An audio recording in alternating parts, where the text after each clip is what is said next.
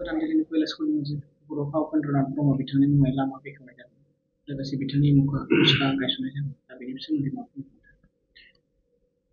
बर'आ मोनसे जारिमिनारि हारि।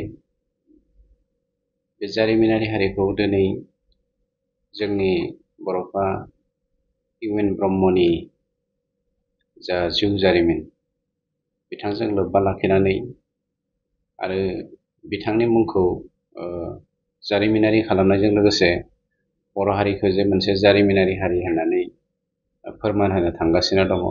गाबोन कैलाश कल'नियाव गासै 835 मिटार लामाखौ बिथां बड'फा इउ एन ब्रह्मनि मुङाव फोसावनाय जागोन, मुं दोननाय जागोन आरो बेजों लोगोसे बिथांनि मुसुखाखौ बेवहाय गायसननाय जागोन। बे हाबाफारियाव नखर मन्त्रि मान'गिरि अमित शाह आरो जोंनि दिल्लीनि गिबि मन्त्रि रेखा गुप्ताजों लोगोसे जोंनि आसामनि मान'गिरि CM डक्टर हिमन्त बिश्व शर्मा आरो जोंनि बिटिआरनि चिफ दुलाराय बर' फरायसा आफादनि आफादगिरिजों लोगोसे गासैबो मावथिफारिया आरो जोंनि बड'लेण्ड हालामनि मोनफ्रोमबो माहारियारि आफादफोरनि दैदेनगिरिफ्रा बेवहाय बाहागो लादों। BTCनि साफ्रोमबो इलेक्टेड मेम्बार्सफ्राबो बेवहाय बाहागो लागोन।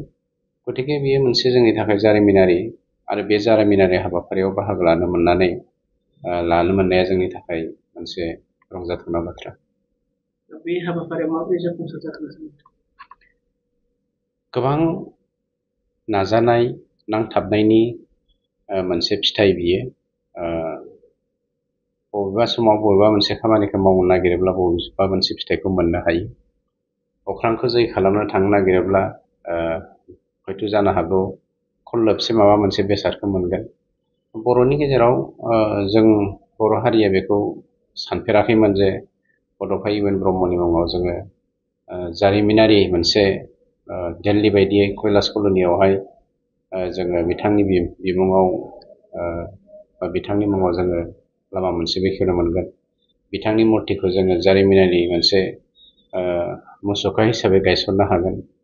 गतिके जोंनि जागायजेननाय जानो हागौ बियो टु लेट, खिन्थु 35 बोसोर बड'लेण्ड मुभमेन्टनि गेजेरजों डेम'क्रेटिकेलि जा बा सस्त्र संगठननि गेजेरजोंनो जा जोङो गोबां खोमाना लादोंमोनबाबो गोबांखौ मोनफिननो थाखाय जों दा खौसेथिनि गोनां आरो खौसेथियै आखाइ हमलायनानै मावनायनि गोनां आरो बे मावनायनि बे फिथाइ।